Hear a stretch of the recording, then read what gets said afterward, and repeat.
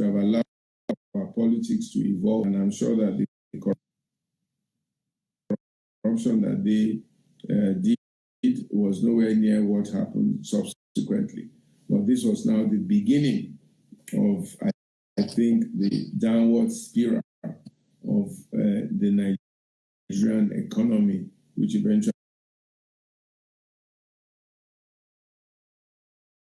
from subsequent devaluations. I think when Nigeria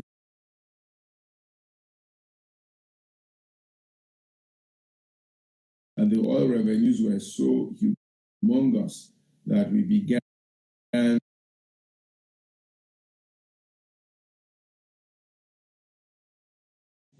we began to abandon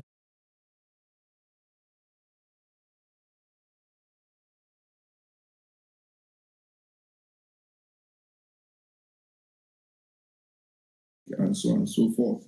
I think if the military had left us back in our regional settings and each region with a small central government, I think Nigeria would have prospered a lot better. Fantastic. Now, the issue of unity is one that really concerns me. When you were in school, I heard you were classmates with the former Emir of Kano. What was unity like then? Was there this type of discrimination, north-south divide at that time? King's College, the school that by the British in 1909 to build leaders, people they wanted to go into the civil service, people they wanted to go into military, people they wanted to be leaders of Nigeria. After the fashion of Eton.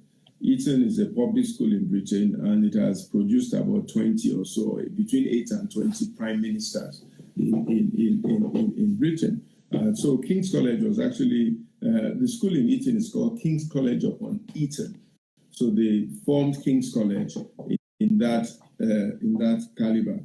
That was the school that Aida went to, Asiodu went to, Odumegwu Ojukwu went to, Prince the Ademiluis went to, the Apatas went to, quite a lot of them.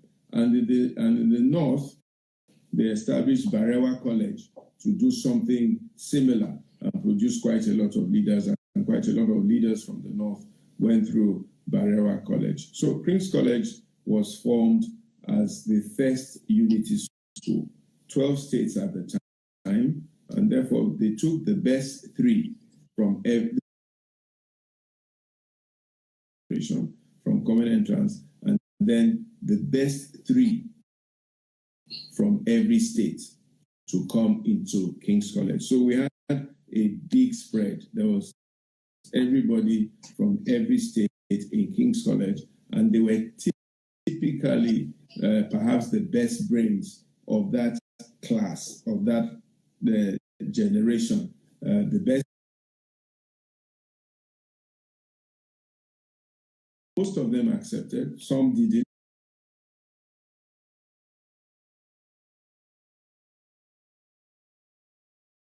Competing against some of the best. Now, because of different levels of development, you may find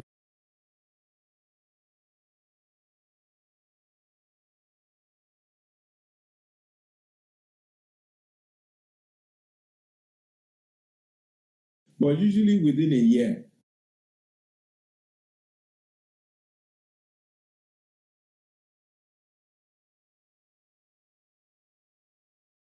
they came out, okay? But then in King's College, you didn't know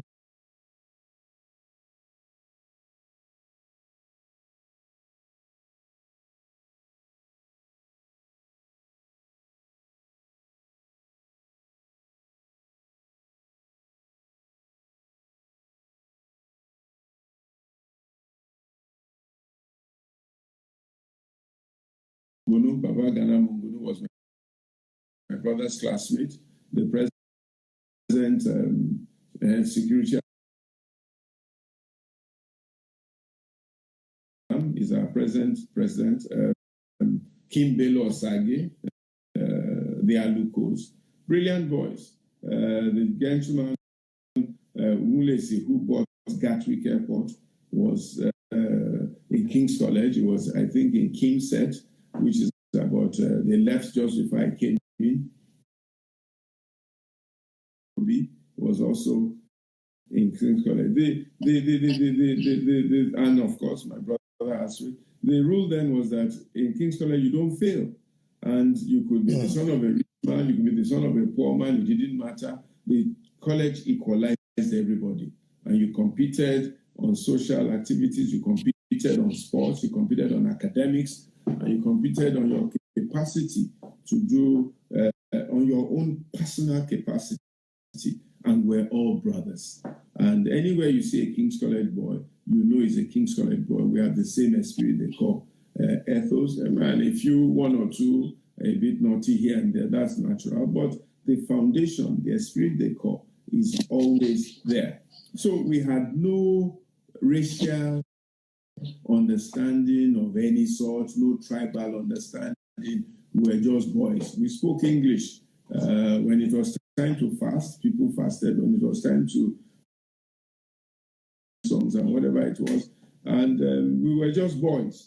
Okay, it was after I left King's College, came back to Nigeria, started working, that I realized that some people were Hausa, some people were Igbo, some people were Kanuri, some people were Fufude, some people were Yoruba, some people were Edo. Those things were not an issue when we were in King's College. We were just boys trying to become leaders in Nigeria. And we all competed fairly. We're all good friends even till today. And we all respect one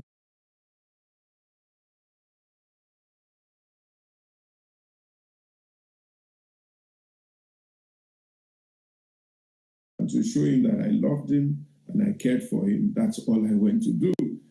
So there's no political undertone to it at all. They don't know the story. They don't know the history. Lamido and I, we share common understanding. Our wives were friends. We went on holiday together. So it's not a story that started today, and so on and so forth.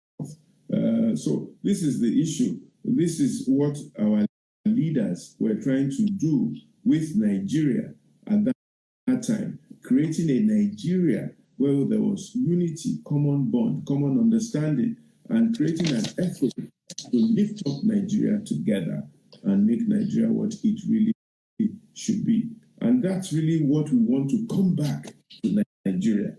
You know, the first thing we want to do in Nigeria is to change the mindset, to change the thinking, to detribalize Nigeria, okay? To let Nigeria know that the wholeness of Nigeria is greater, is worth dying for. So the first thing we need to do is to reorientate and to rethink the average Nigerian. The second thing we need to do is to build our values on a family by family basis. The reason why I'm what I am to a large extent is because of what my parents taught me as the first basis. Okay? Whose son are you? This is the right, this is wrong, this is truth, this is false. You must be a good person. We must go back to those family values because it is the family that produces the society and the society that produces the leaders. Most of what we see as leadership failure is really a failure of family values that produce the kind of leaders that we have. People that don't fear God, people that take of power and not for the sake of the people. Jesus Christ says those who are going to be leaders must be ministers. And the word minister means servant. A leader is a servant to serve the people, to make sure that the people prosper, to make sure that the people do well, to make sure that the people have good health, the people have agriculture, they have food, they are protected, their interests are protected. That's what a leader is supposed to do, not to lord it over his people. And this is what we need to do, to reorientate the Nigerian, to bring back values into family, to educate the Nigerians. Why should we have 12 million children out of school in 2020? vanguard, a champion, a cause to educate every single Nigerian so that they can think for themselves, so that they can decide what they want to do. And not just educate them, give them education that will make them productive in the future. Technical education where needed, creative education where needed, so that every man can look after himself and not be a liability to society. Okay? So that is the education that we want to give Nigerians, and to create an environment for us.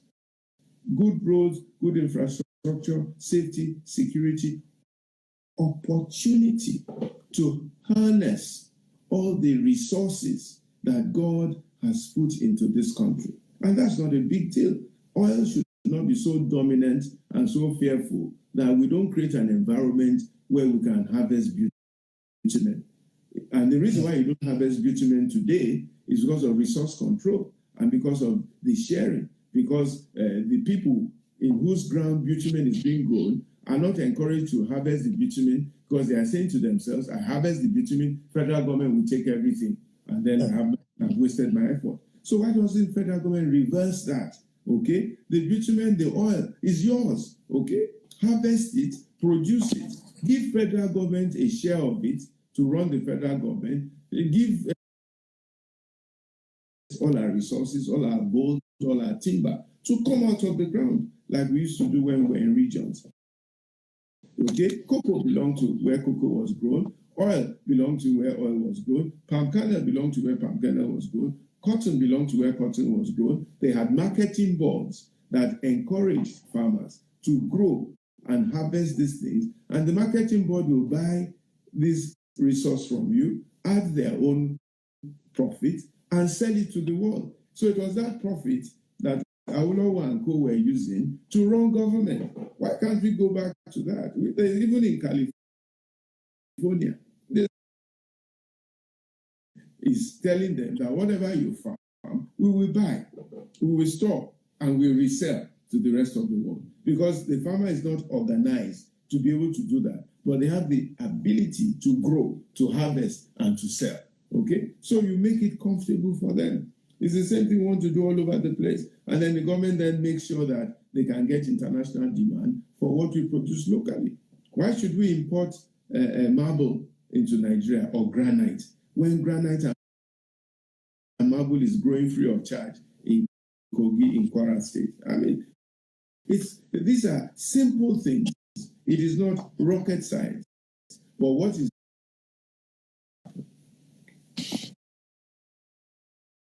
I think the first step towards the solution to our problems is in the selection of leaders. In 1993, Nigerians voted for an Abiola whom we believe generally would have made a better leader. Actually, he died exactly 22 years ago today in detention. Today is the anniversary, 22 years ago.